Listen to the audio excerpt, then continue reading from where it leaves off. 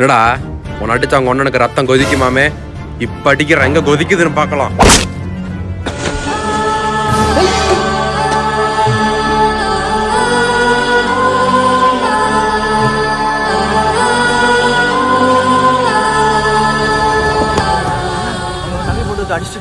என்னடா சொல்ற?